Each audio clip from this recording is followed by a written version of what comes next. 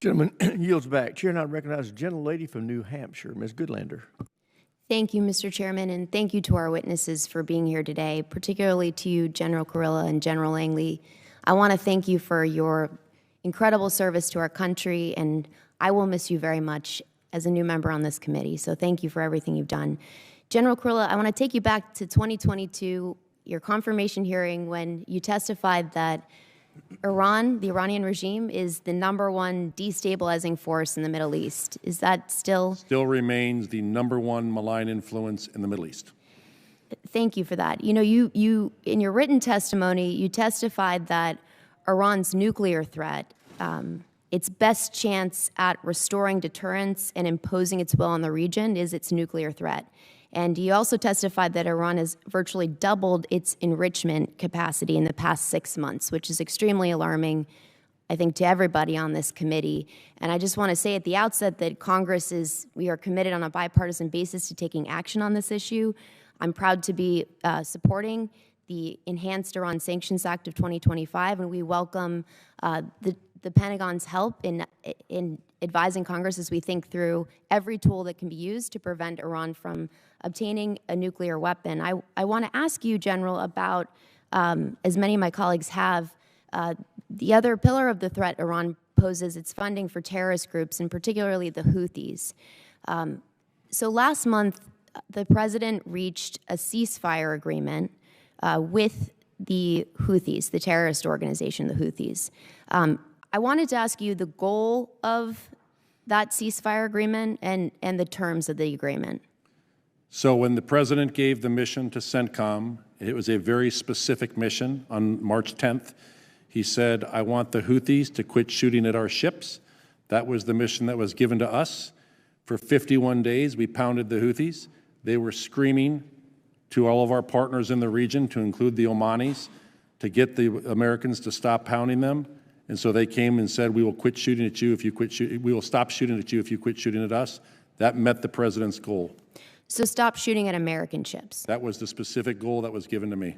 Understood. And the goal is to restore freedom of navigation in this important part of the world where so much of global commercial shipping depends upon the freedom of navigation. 30% of all container traffic. So has commercial shipping resumed? So that will be more of a lagging indicator when the insurance rates come down. We just did a freedom of navigation with 4 warships over the last week. Nothing was shot at them. We also had multiple other countries' frigates, and the UK destroyer went through there. I think you will see over time, as long as the conditions exist. Deterrence is always temporal. As long as those conditions exist and the insurance rates come back down, it's a 2-week faster transit to go through the Red Sea and the Suez than to go around the Cape of Good Hope. But right now, a shipping industry is looking at it, as long as the insurance rates stay high, they will choose to go a different route. And so that's going to be a lagging indicator. So how long do you expect it will take for commercial shipping to resume? I think you'll see us start to escort some other U.S. flagged ships, and I think others will start to go through there as well over time, as long as the conditions exist. Thank you, General. Well, as you know well, the cost of this lagging indicator is very real for the American people. And Mr. Chairman, I'd like to enter into the record an article dated June 5th. Red Sea passage remains a no-go for shipping despite U.S. action. Without objection, so ordered. Thank you. General, I want to ask you about, well, first of all, so our goal was to protect American ships. Our goal was not to protect our ally Israel, and we are seeing an escalation in the conflict between the Houthis and our ally Israel. You've testified to some of the things we can do to help mitigate that threat to our ally. But I just want to say for the record that this, you have said well that this is a threat that's metastasizing. It's a regional scourge, and the United States cannot give up on this. We are still protecting Israel, though we have THAAD battery there that is shooting down Houthi missiles, and we shoot down Houthi UAVs that are going towards Israel. Thank you. General, I was very interested, and I'll be submitting more questions for the record, in what you said about what Centcom could do to help deliver humanitarian assistance to Gaza. Can you tell us what resources Centcom has to bear towards what I think we can all agree is a really important mission? So I think that the biggest resources that Centcom can assist with is the ground lock is how you move large quantities of that. We assisted the Jordanians in scanning all of their trucks before they went in, and that met the Israeli security concerns of any trucks going in, and we delivered. Gentlelady's time's expired. Chair, and I recognize the gentleman from Guam, Mr. Moreland.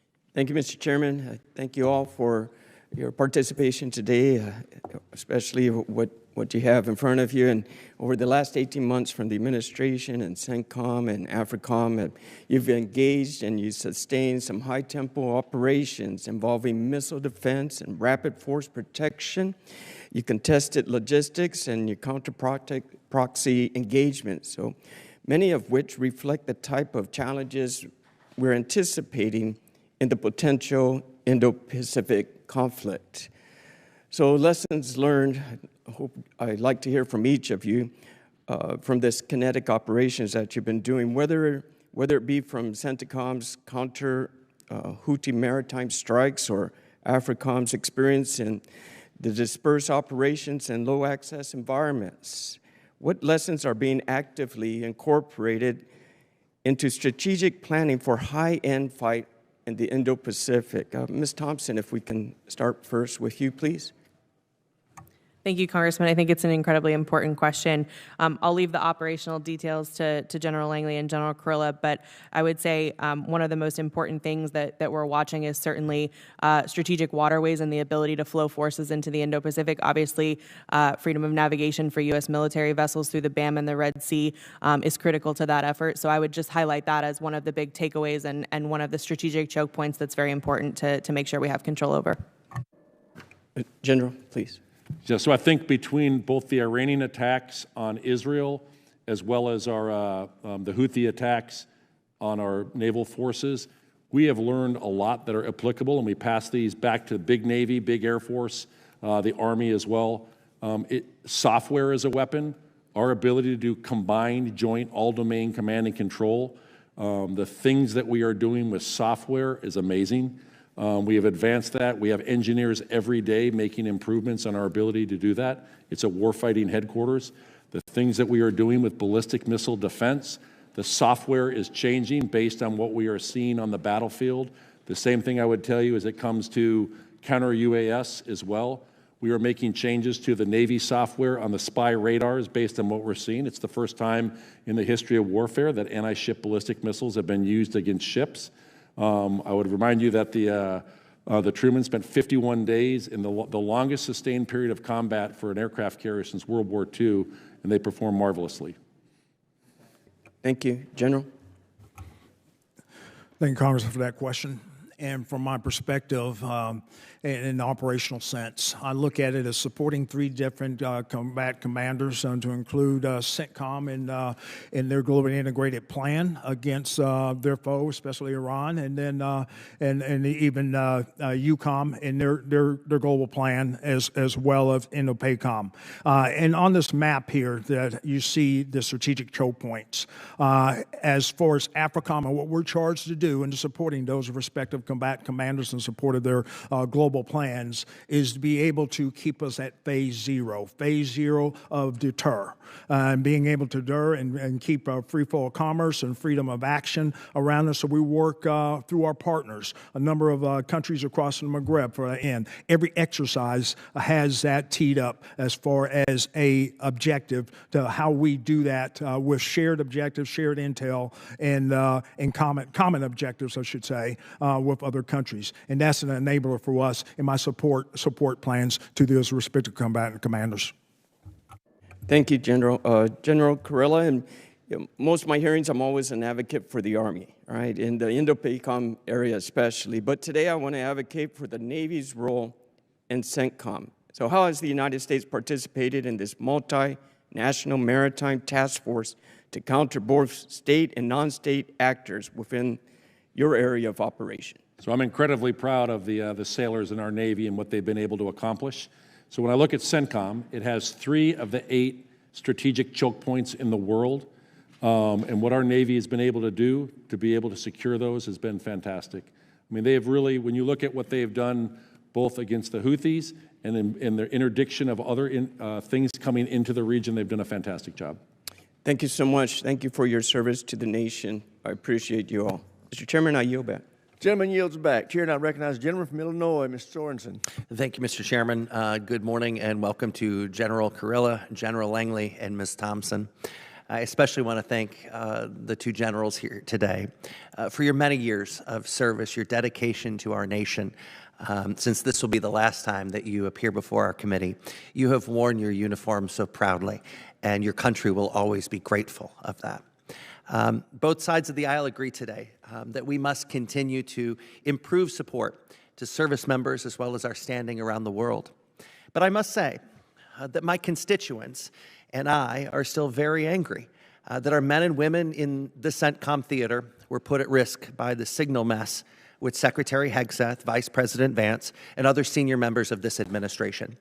Our brave service members should never have to worry that our own leaders are giving enemies our mission secrets.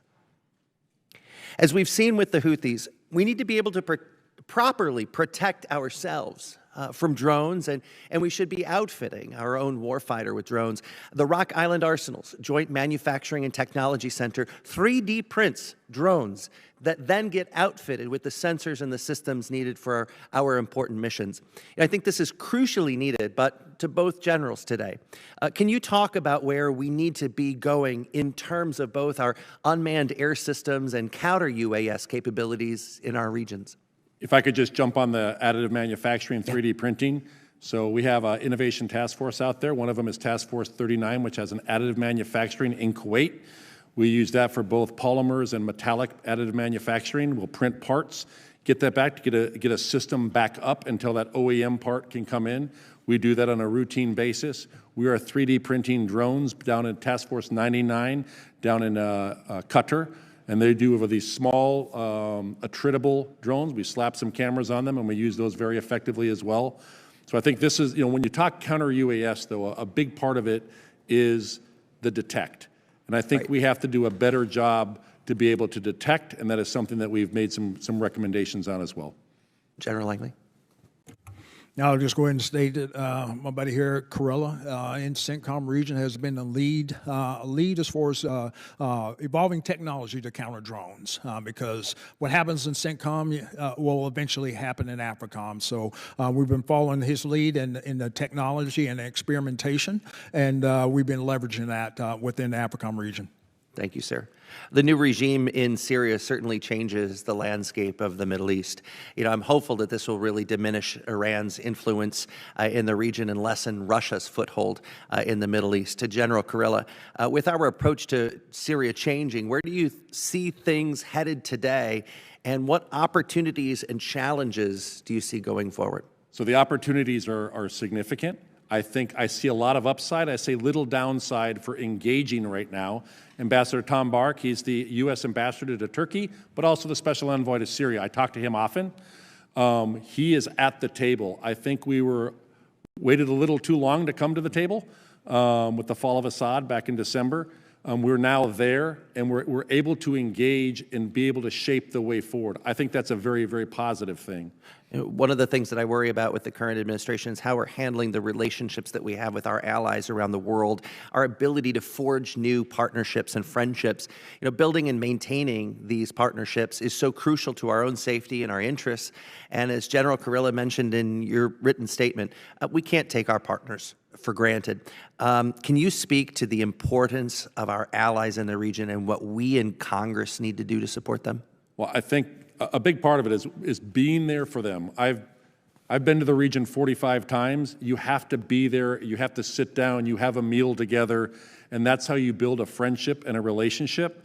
I talk to the Chads almost every single day. I'm talking to a different Chad, multiple chiefs of defense. I'm sorry. Yeah. Every single day, I'm talking to several of them.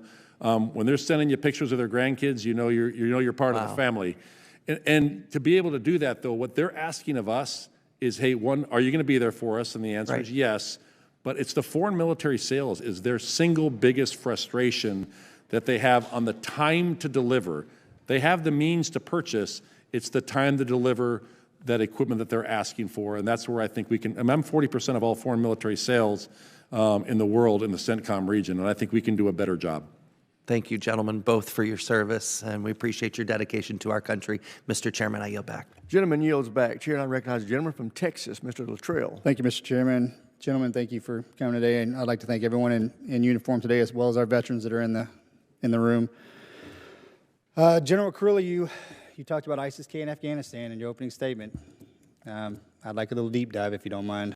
Sure.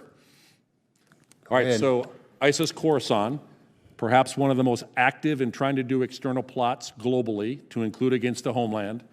Right now, what we saw is the Taliban, in going after ISIS-K, they hate each other, pushed a lot of them into the tribal areas on the Afghan-Pakistan border. Through a phenomenal partnership with Pakistan, they have gone after ISIS Khorasan, killing dozens of them. Through a relationship we have with them, providing intelligence, they have captured at least 5 ISIS Khorasan high-value individuals. They extradited back Jafar, who was one of the key individuals behind the Abbey Gate bombing. And the first person he called, Chief of the Army Staff Munir, was me, and said, I've caught him, I'm willing to extradite him back to the United States. Please tell the Secretary of Defense and the President. So we are seeing Pakistan, with limited intelligence that we're providing them, go after them using their means to do that.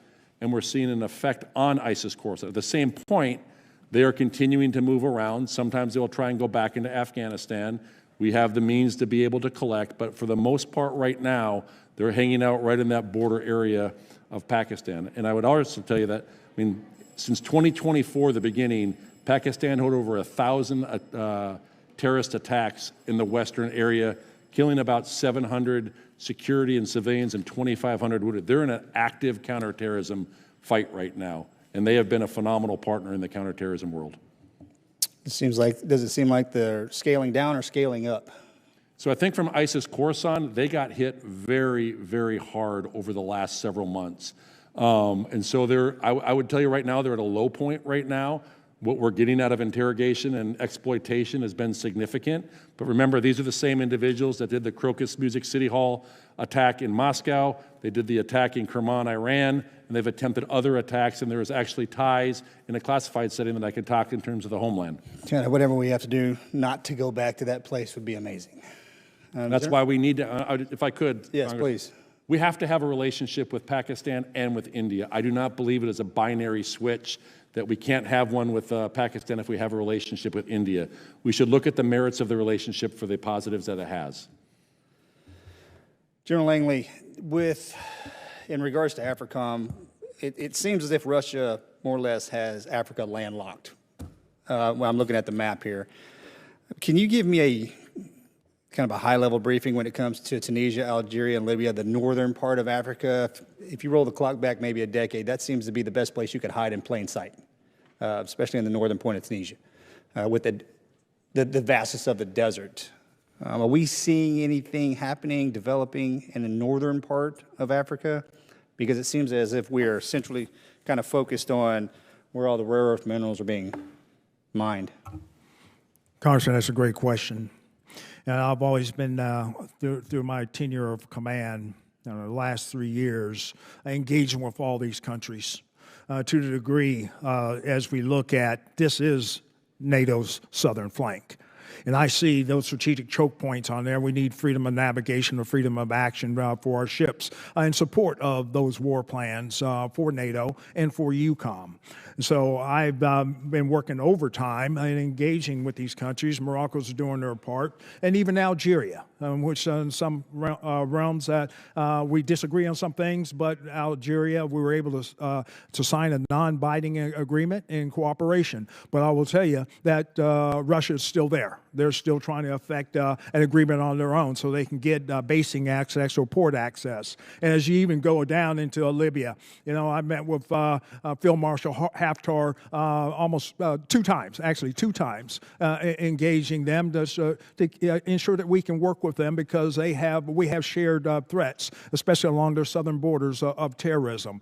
Just engaging with both sides, trying to get collective agreement in Libya between the GNU and the LN FLNA. That is essential that we keep U.S.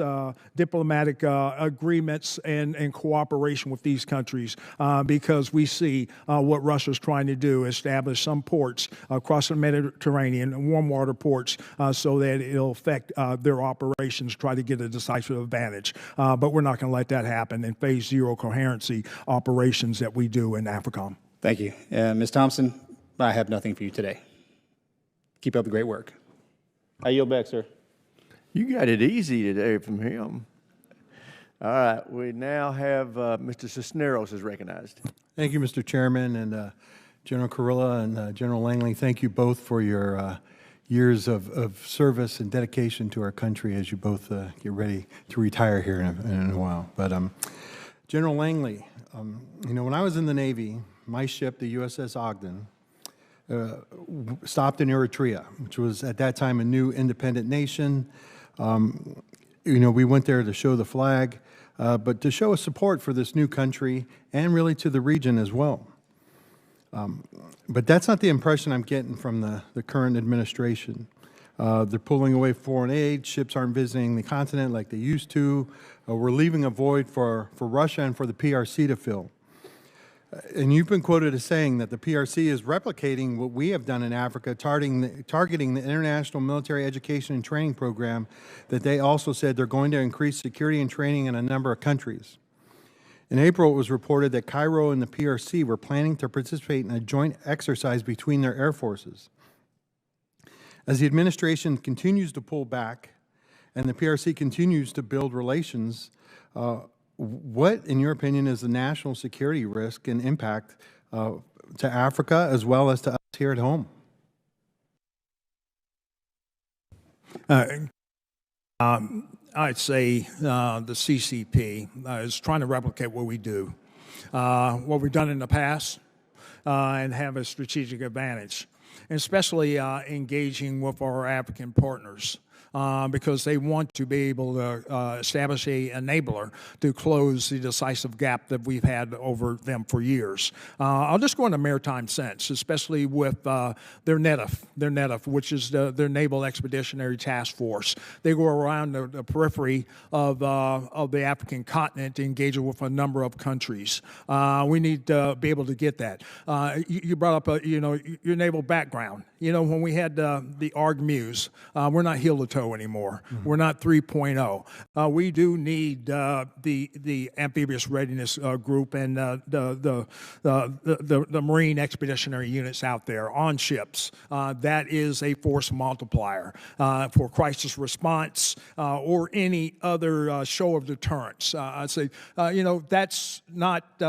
That doesn't go across political lines. That goes in operational lines. Navy, as I met with the Vice Admiral in their operation sense, but also met with Admiral Kilby and also Stuart Munch, and they are bringing up the capability to try to provide Africa with that capability so that we can compete with China, especially in a maritime sense. So I would say that one step in the right direction is getting those ARG-Muse back out there and in the Africom theater. All right, Gator Navy, all the way. Ms. Thompson, you said in your opening remarks that the department is working with African nations to grow, working with them to increase operational independence for these African nations. But I think really what we're seeing, right, is they're not doing that. They're moving towards the PRC. As I referenced here, Egypt and the PRC kind of talking about doing joint operations. How does the department not see this as a red flag? Why aren't we doing something about this? Why are we pulling away and we're just pushing them in the direction of our, of our pacing threat here? Sir, thank you for the question. I really appreciate it. And I would point you first to our interim National Defense Strategic Guidance. Our top two priorities are defense of the homeland, countering terrorist threats that have the capability and intent to strike the homeland, and then deterrence of the PRC, particularly in the Western Pacific, but obviously, as you outlined absolutely correctly, that bleeds over to the African continent as well. And so I would say from our Title X security assistance approach to the continent, but then also as we're in the development process for our national defense strategy, this is something that is top of mind, and this is certainly not an area where we're pulling back. We want to be very targeted and strategic in our approach to make sure that we are deterring the PRCs, particularly their ability to have a military advantage on the continent. So I would share your assessment on that front. Well, please take that back to the heads over there, right? As we continue to pull away, they are continuing to build relationships with China and the PRC. And, you know, PRC is more than happy to fill that void as we pull away. And this should be a red flag that they are working with these things, and that is something that needs to be brought up and considered. And with that, I yield back my time. Gentleman yields back. Chair, and I recognize the gentleman from Georgia, Dr. McCormick. Thank you, Mr. Chair. General Kurilla, General Langley, it has been a pleasure working with you. I wish you fair winds and following seas in your next endeavors. I'm sure you'll be highly successful. We'll miss you. I consider you friends, and if any time you ever want to share a beverage or a box of crayons, just let me know. We'll always be available.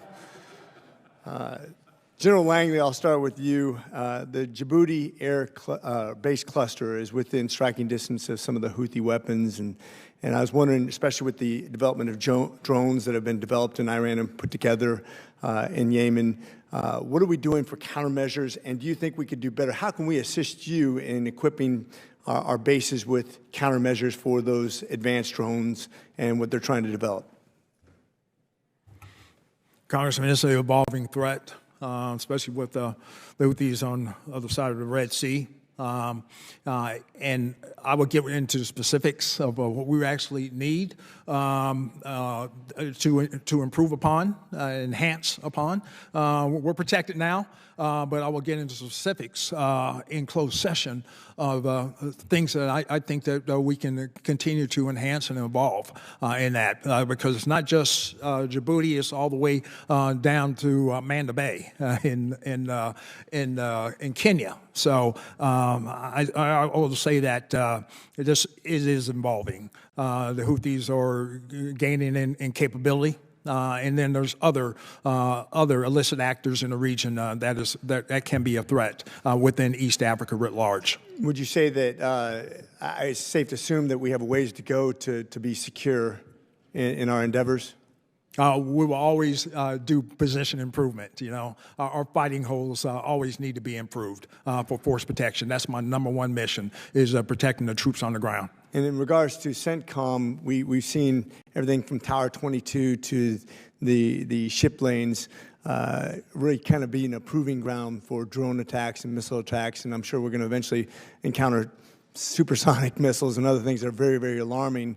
What have you learned from those sort of contacts as we advance our technologies and we have these new technologies to deal with? You have, Congressman, you have to have a layered defense is the first thing, and you have to continue to improve upon your capabilities and evolve faster and move faster than the enemy can on theirs. Look at what happened in Russia with the Ukraine, when you watched also them go to fiber optic drones because of the EW and the jamming that was up there. So they're moving very, very quickly in terms of advancements. We have to move faster. Yeah, I just talked to an AI community about that very same thing, closing the kill chain, making sure that our next technologies, I mean, fly-by-wire is awesome, but it's kind of like a look back at the tow technology. I want to look forward and look at new terrain models, how we're going to do that. What's your feeling, and this is an associated question that I just came up on just as we're talking, if we're going to have different navigation systems that aren't going to be controlled by semi-autonomous controllers, autonomous weapon systems that literally identify targets without any input once they're launched. They exist right now. The question is, would that be a good, I get a little bit squeamish when we talk about autonomous weapon systems that direct themselves and they don't have that final. I think those exist right now. I know they exist right now. It's when you get into that final mile, that final kilometer that then locks on a target. That's an autonomous target recognition system that has then taken it in and you can't jam it, et cetera. Yeah, good point, good point. One of the other things I thought was really interesting is there's USAID and other things that we do in foreign investments we do that now come into question. Now, some of it's been wasteful, but obviously I'm not against foreign aid because it gives us real influence and really creates stability in different regions.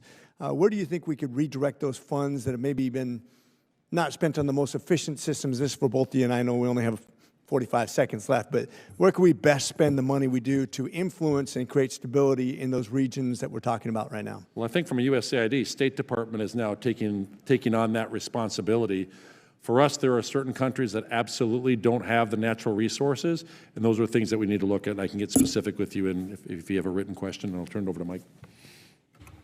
Phase 4 operations stability. I've seen it work in Somalia. You know, as they were going through lower and middle Shabelle from 2022 heretofore. But without that and recreating that and or getting it from other countries, that there's going to be a lapse in completing a credible force to do the hold. My best to you both, gentlemen. Loved working with you. Semper Fi. Gentleman's time has expired. Chair now recognizes the gentlelady from California, Ms. Jacobs. Thank you, Mr. Chairman, and I will echo all of my colleagues' thanks to both of you for your many decades of service. I've very much enjoyed working with all of you, and General Kurilla, as predicted, I outlasted you. General Langley, I first want to discuss our strategy in Somalia. Under your leadership, the United States has rapidly increased the pace of airstrikes against both al-Shabaab and ISIS Somalia. In the past 5 months alone, the U.S. has conducted 37 strikes compared to just 4 during the entire first year of the Biden administration. That's actually nearly as many as President Trump authorized in his first year, which totaled 39. So could you first tell me what is the objective of these airstrikes? Congresswoman, this is one of the number one objectives that Secretary Hegseth came in when he became the Secretary of Defense. He said Africom needs to do counterterrorism operations to protect the homeland. Out there in the Golis Mountains, you have ISIS Somalia. They have the propensity to affect the homeland, whether it be global financing. We had to stop that. You know, we did have an operation back in 2023, but ISIS Somalia has grown. As a matter of fact, the emir is there now. They've only increased their capability and capacity. That's why we had to turn up the heat on putting pressure through lethal means to be able to attract that. I understand the threat. I guess what I'm concerned about is that we've been using this same logic for decades. It doesn't seem like it's attached to any ability for us to eventually leave. And we saw that, for instance, in 2019, when there was expanded airstrikes, that it didn't actually translate to fewer al-Shabaab attacks in Somalia. So are these airstrikes part of a coherent, articulated strategy aimed at enabling long-term stability and ultimately drawing down the U.S. military footprint? Yes, that's our operational intent right now, to be able to cease or deter their ability for ex-ops to protect the homeland. Okay, that's different than there being an actual strategy. Ms. Thompson, you said Somalia is an incredible success. I think I would disagree with your assessment of that. Is there a whole of government coherent, articulated strategy aimed at enabling long-term stability and ultimately drawing down the U.S. military footprint in Somalia? Thank you for the question, Congresswoman. I would highlight my commentary was meant to associate with the INDSG guidance. Our number one objective is obviously to deter and deny and degrade credible ex-ops threats to the homeland. As I've highlighted, and as you highlighted in your opening comments, the significant uptick in strikes is demonstrative of basically attaching those activities to our number one INDSG objective. So I would articulate that is where the connection to the strategy is. In terms of force posture in Somalia on a long-term basis, this is something that obviously we would contemplate as part of the broader global force posture review, and no decisions for Africom or for anywhere else have been made at this time, but it's certainly something that would factor into the strategy. None of this sounds like an actual strategy to create stability in Somalia, so I will look forward to following up with you both on that. General Kurilla, I'd like to turn to you now on Yemen. Civil society and media organizations have reported numerous civilian casualties caused by recent U.S. operations in Yemen, many as a result of the use of heavy explosive weapons in populated areas. For example, the U.S. strikes on Ras Isa port in Hodeidah. on April 17th reportedly killed at least 84 civilians. So one, did CENTCOM foresee the level of civilian harm reported, and what steps did CENTCOM take to mitigate the risks of civilian harm during the conduct of recent strikes in Yemen? So any civilian death is a tragedy. What we have is a civilian harm mitigation team that investigates every single one of these to determine if they're credible. There are still several that are under investigation. You mentioned Ras Issa. There were several things that we did to mitigate that prior, to include heavy ISR soaking of that prior to that. We did messaging to the individuals there. We did messaging to the ships. We ensured the weaponry and the mitigation of those systems. Now, the problem is you have a fuel port that is being hit. We did not target the trucks that were in the port at that same time. But again, that's under investigation to determine the actual numbers. And again, I would argue that this is the Houthi casualty numbers as well. And can you commit today on behalf of CENTCOM to publish your findings on civilian casualties in Yemen? We push all of that up and, to the OSD, and they end up pushing those out. Okay, so you will publish them. Absolutely. Excellent. Thank you so much. And Mr. Chairman, I yield back. Gentleman yields back. Chair now recognizes a gentleman from Colorado, Mr. Crank. Thank you, Mr. Chairman. Ms. Thompson, thank you for being here. Generals Kurilla and Langley, thank you for being here and for your service. I want to start by asking you the same question I've asked every combatant commander that has come before HASS this year. In your opinion, has the space-based threat from China and Russia in your theater improved or worsened in the last 5 years? From a CENTCOM perspective, Russia has actually gone down because they're no longer really in the region where they were basing some of their space-based threats. China has probably increased, but I would tell you Iran has significantly increased. So overall increased, you would say? Yeah. General Langley?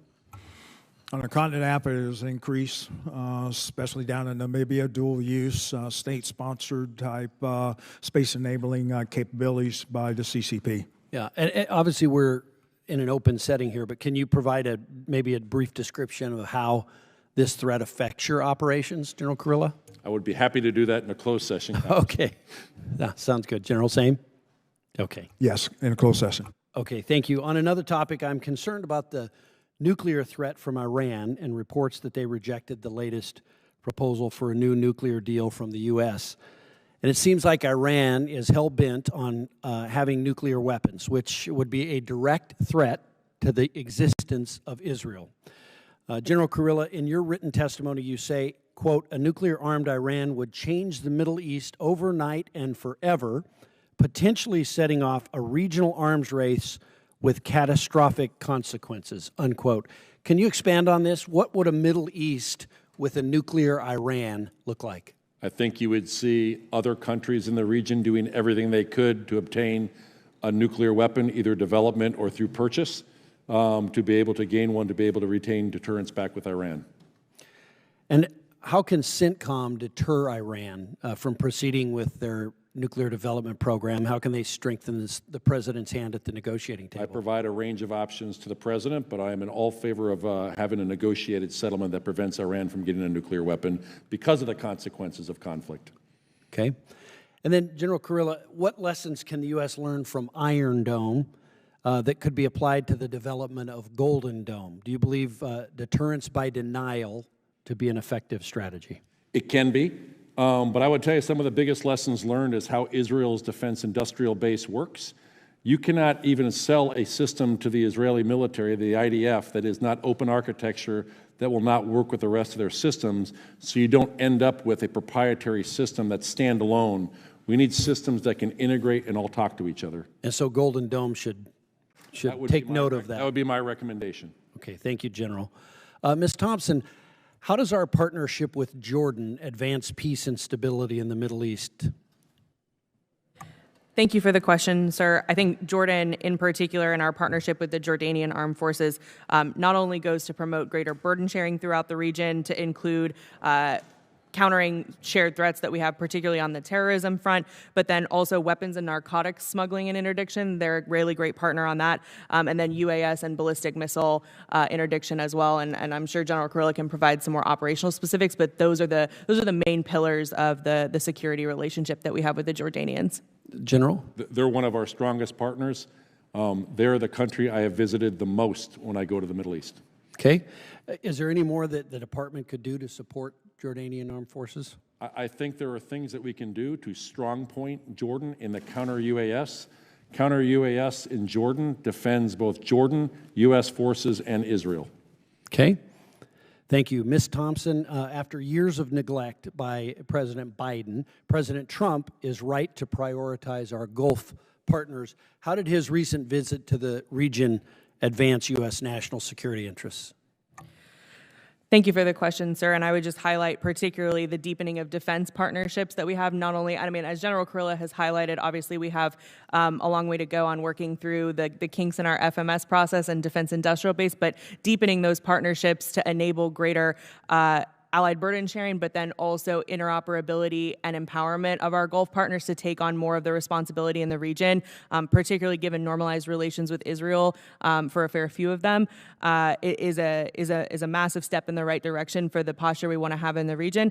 And then I would also just highlight the commercial success as well. That's coupled with the defense success, and I think both per President Trump's comments and Riyadh really echo that sentiment. Thank you, Mr. Chairman. Thank you. Gentleman's time's expired. I do want to make the announcement that we will be concluding the open session at 12:30 and going into classified session a few minutes thereafter because votes are going to be called on the House floor at 1:30. So with that, the chair and I recognize the gentleman from New York, Mr. Ryan, for 5 minutes. Thank you, Mr. Chairman. I'm sorry to my colleague from Pennsylvania. I think I got here after you. Thank you all for being here. Especially given that it's both of your last hearings, Generals Kurilla and Langley. Just want to, that's an appropriate fist bump. Just want to commend and thank you both, as I know many of my colleagues have, but cannot be said enough. Appreciate it. And General Kurilla, in particular, I want to commend you. I don't think I know you're a humble, quiet professional, but I think in particular, what you did in defense of Israel, in defense of the region, in defense of the U.S., most importantly, in your leadership on two unprecedented direct attacks, as you said in your opening testimony, that have never occurred in the history of either Iran or Israel. Your leadership in preparing and executing that defense was exceptional, and I think we all have a lot to learn on a bunch of levels from that, but I just wanted to say that publicly here today. Ms. Thompson, appreciate you being here again. I know the last time you were here, I was a little frustrated that we weren't getting really many answers from you. Hopefully we can get some more answers. My line of questioning is similar to what I asked you last time. I know it's been hit on by colleagues, but I want to come back on it again. I want to bring in what General Kurilla said in his opening very powerfully in speaking about both the risks and the tectonic shift, but also the opportunity vis-a-vis Iran on its heels or arguably knees, and our ability and opportunity to press in that moment. And I'm trying to just wrestle with the dissonance between that and some of the both appointees of this administration and some of the rhetoric of this administration, not so much you today in your testimony specifically, but I've pointed this out before, the DASD for the Middle East. Mr. Domino has said deeply concerning things, including that the Middle East does, quote, not really matter for U.S. interests, that, quote, vital or existential threats in the Middle East are, quote, best characterized as minimal to non-existent. He's also specifically characterized Iran's missile attacks on Israel as, quote, fairly moderate. I think General Kurilla, I'm not going to put you on the spot, might disagree with that. He's vocally opposed attacking Iran's nuclear program and described U.S. strikes against the Houthis as, quote, futile. Can you just explain to us, I mean, I agree with what I've heard from General Kurilla and other experienced military leaders. We need to press the advantage we have vis-a-vis Iran and their proxies. How are we supposed to do that when senior appointees in the Pentagon are saying things like that? Thank you for the question, Congressman. First and foremost, I will just note that I was not involved in the hiring of any officials in the administration or the political. But you are here to speak on its behalf. So what I Right? would say from the ISA perspective within the Undersecretary of Defense for Policy, I will make very clear we support the president's objective to not only first and foremost defend the state of Israel, but second, of course, deny Iran the ability to obtain a nuclear weapon. That is something we are 100% committed to. And I will also note that we support the president's objective and stand ready to provide military options should his strategy of pursuing peace with Iran through a negotiated solution and denying Iran a nuclear weapon through a negotiated solution. We stand ready as a department and within OSD policy to provide the Secretary I'm sorry, and the but President. how are those you options. ready if you're not in agreement? I mean, I can only speak. I can Should speak Mr. from- Domino be in the position then if he's not aligned with the president's intent? That's not something that I can specifically speak to, but I can speak to for the international security, role that I play in the Department of Defense. This is what we are committed to. Working under Undersecretary Colby, we are very much in line with Secretary Hegseth and President Trump's guidance on this, and none of that has changed. Might this dissonance explain, for example, why in the recent back and forth about the negotiations, which we all agree we want to happen, there's lack of clarity on level of enrichment that might be allowed within the administration, signaling division and weakness to our adversaries? So that's not something I can speak to. That's something that would be a question for Ambassador Witkoff's team at the State Department, because they are the lead for negotiations. And Ms. Thompson, I'll interrupt you again. I respect you. I know you have a hard job, and I know you're performing the duties of, if I'm saying that right, yes, performing the duties of. Correct. But can the administration send us someone that can speak to these? Are pretty important questions. Can we get somebody that can speak to these? I would very much like to come and do a broad Iran briefing for you all, if that would be something that's helpful. But I would respectfully ask that the State Department be present for that as well, because Ambassador Witkoff's team, as the lead for negotiations, really would have the most color. Gentleman's to add to time's that, in expired. addition to- Chair now recognizes Mr. the gentlelady from South Carolina, Ms. Mace. Thank you, Mr. Chairman. Iran's reckless behavior continues to threaten U.S. forces, our allies, and regional stability. Its support for Hamas, Hezbollah, and the Houthis and other dangerous proxy groups continue to sow chaos throughout the Middle East, as I know you all are very familiar. Its support for proxy militias and terrorists threatens our interests and those of our allies, while it advances in ballistic missile technology and pursuit of nuclear weapons threaten to plunge the region into greater turmoil. Centcom's presence in the region deters aggression against our personnel and Middle Eastern allies. We must impose real costs on the Ayatollahs and the Iranian Revolutionary Guard to ensure that deterrence is fully restored and Iran ceases its destructive activities. We must also send a clear message. Any advance toward Iran acquiring nuclear weapons is unacceptable to the United States. I commend President Trump's efforts to ensure Iran's nuclear program is fully dismantled. Nothing short of full dismantlement of their nuclear capabilities will ensure peace and stability in the region. So the Iranian regime has mastered the art of wielding proxy groups against its adversaries in the region repeatedly. From Hamas barbarism to Hezbollah's arsenals in Lebanon and the Houthi strikes in the Red Sea, Iran leverages its surrogates to strike our allies and harm our interests. So my first question today for General Kurilla, can you briefly discuss the threat landscape you see from Iran, including the use of proxies? So Iran basically has three pillars that they use. The first one is long-range weapons and anti-access aerial denial. So think long-range missiles, UAVs. The second is their proxy networks. The number one proxy they had was Lebanese Hezbollah, which acted as a bit of a sword of Damocles over the top of Israel. Israel's, the doctrinal term, disintegration of Lebanese Hezbollah should be studied by every military. I was recently there and saw that destruction, and they did a very successful work. It was brilliant. What they have done to Hamas. The Houthis were one that not a lot of people thought about before, because at one point it was the lowest priority for intelligence. I think it is something that we have to pay a lot of attention to. I think what you're seeing with the Iranian-aligned militia groups inside of Iraq, they used to be inside of Syria with the fall of Assad, that basically severed the Shia crescent. Qasem Soleimani, who we killed back in 2020, he wanted to have this Shia crescent that ran from Iran to Iraq, Syria to Lebanon. The fall of Assad severed that. That is probably the single biggest event that has happened in the Middle East. And what's changed since October 7th? I think what's changed since October 7th is Israel feels they're an existential threat for their very existence with a lot of these Iranian proxies that are attacking them. And we had the first state-on-state attacks, blows between the two countries. Iran is a weaker strategic position. They've lost a lot of their proxies.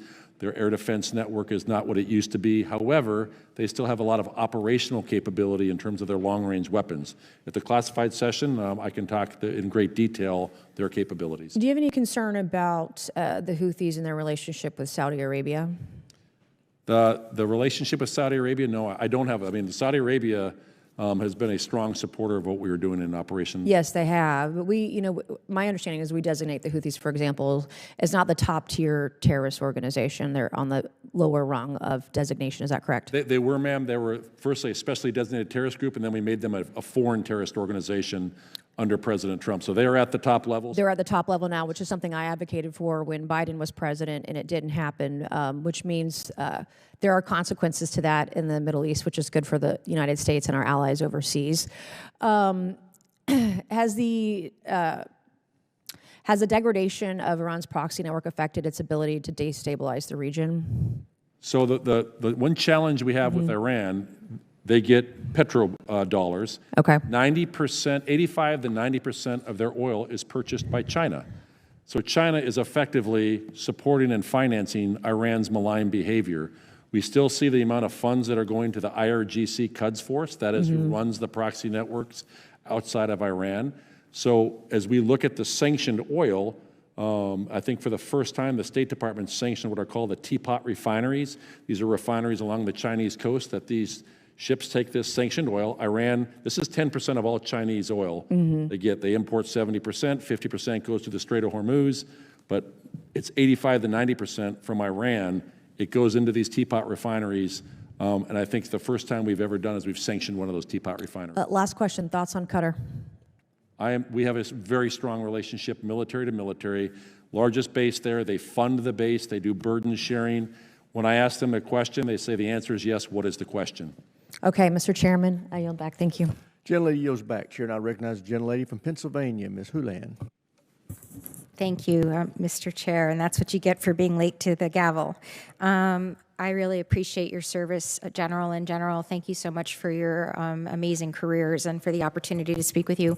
Most questions have been asked, so I'm going to ask the one that I have that hasn't yet been asked. General Langley, you spoke a lot about what's going on in Africa and the fact that you've had a conversation with our partners and allies and that they understand and are embracing, in your, I think, words, their new roles and responsibilities. I'd like to believe that, and so let's say that that's true, because I hear that a lot from all of Europe as well, about Europe and Ukraine. Assuming that is true, can you describe how Africom is operationalizing that process of transitioning the responsibilities and roles over to our allies and to our partners? And can you also explain, and this is for both of you all, how you would measure or what sort of metrics or benchmarks you would have to know whether or not our partners are indeed transitioning and are really truly prepared to be able to take on this sort of operational responsibility? That's my only question, so I'd love it if you would give it some real thought, because it's really, really important that if we assume that these folks can or are interested in doing this, that we have performance metrics or standards that we're looking for, and that we also have an operational plan that we have to transition those responsibilities over. Congresswoman, I'm grateful for the question. I know we last spoke when we were at Munich Security Conference, and we were in the throes of the Title 22 pause, and then at the forefront of the Title 10 review. So at Africom, what we had to do is reassess where we were and try to do some predictive analytics on what the effects would be.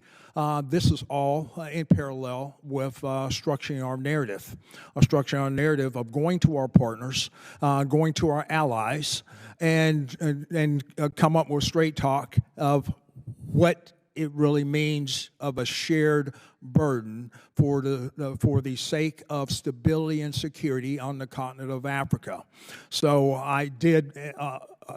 Further, I did meet with the NATO rep for the southern neighborhood, as they call it SNAP, and shared that with him. I said, our government, we are all in for stability and security across Africa, but we need a shared commitment from you, because this is your southern neighborhood. What happens as far as mass migration or a migration of terrorists that can threaten your neighborhood, your borders, is our same concern with our southwest border.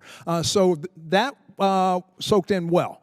With our African partners, a shared commitment. They say, well, it's going to take a little time, and also we're going to diversify our partner. So we get that, as long as we have those shared objectives, as long as we have those shared values to reach that end state. So in Nairobi last week, I collectively got with the chiefs of defense and said, hey, you know, their biggest message to me, hey, we're not looking to be saved. We can hit stability. But what does that look like? And when you're talking about, you know, a narrative, narratives don't get it done. You know, what is the plan? What is the operational plan that we all have collectively on our responsibility to hand that over and on our ability to measure whether it's actually been handed over with any sort of security or safety or assurance that it will be consistent to the standards that we have always put to the region? And Congresswoman, I'll just tell you, the plan is theirs. You know, every country is different. We don't push ourselves to invade on their sovereignty. Every country is coming up with their own plan. That was their takeaway. But they also know that the militaries, all these military leads, know that they're giving their best military advice for the enduring solution from their layered threats. One of them that's a shared threat of ours is terrorism.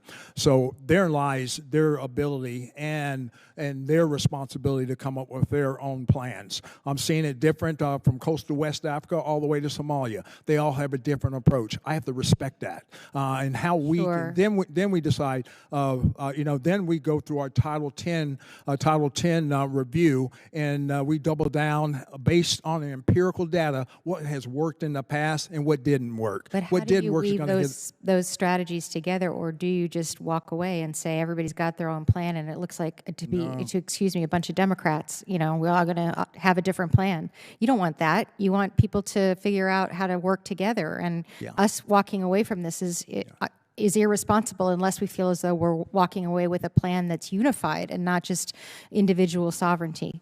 Am I making sense? Gentleman's time has expired. Chair, now recognize Thank the you. I gentleman appreciate from it. Virginia, Mr. Whitman. Thank you, Mr. Chairman. I'd like to thank our witnesses for joining us. Ms. Thompson, General Kurilla, General Langley, thank you so much for your service. Thanks for all you've done for our nation. I want to try to maybe draw a line amongst a number of different issues that you all are dealing with. I really think that the combatant commands being there on the front lines probably have the best assessment and understanding of the threat and the timeliness of the threat, and then how that needs to be expressed and the assets that we need in order to counter that threat. I mean, we see our exquisite assets, the ones you have in theater, General Kurilla, General Langley. You see where we pull the Carl Vincent from the East China Sea. We extended the deployment of the Harry Truman. General Langley, you know that when we had needs there in Africa, whether it's places like Sudan, Morocco, even some of the other events there in the Red Sea, we see the demand signal go up, and then when we'd like to have a crisis response team in an ARGMU, we don't have it, or we have to move other assets around. General Kurilla, you spoke at length about the building threat from one-way attack drones, and all you have to do is to look at the aerial photographs of the runways there in Russia and ask the Russians about the impact of one-way attack drones, and give the Ukrainians credit. But the thing that concerns me is that's a scenario that can play in the opposite direction today and tomorrow. And I just don't believe we have the counter-UAS capability that we need.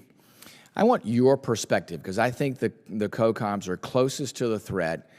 And if you were tomorrow to say, these are the things that I need that I can operationalize quickly.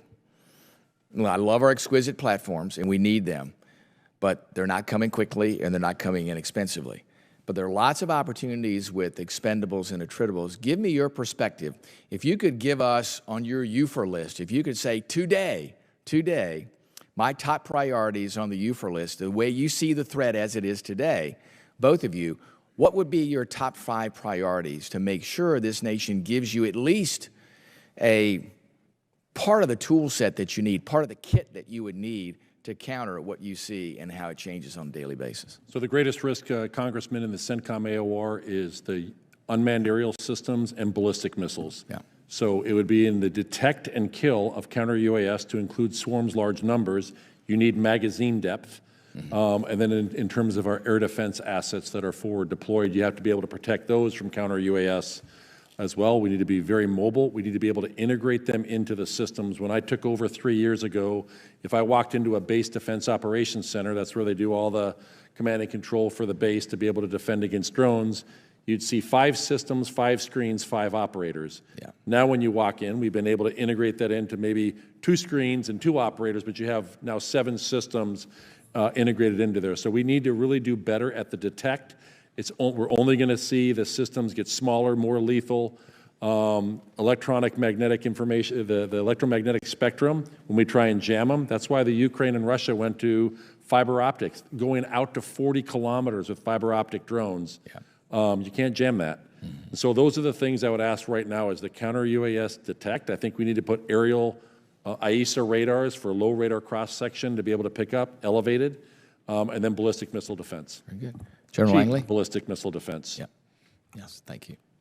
I think my top 3 is about the same as Eric Kurilla's counter-UAS, integrated air missile defense, and but I was going to add, sense to make sense, ISR. I'm at a deficit for ISR across the continent, emanating threats. Match capabilities to the threats. That's what Secretary Hayes told me to do, and that's what I'm requesting. But just go further down the list. Maritime capability.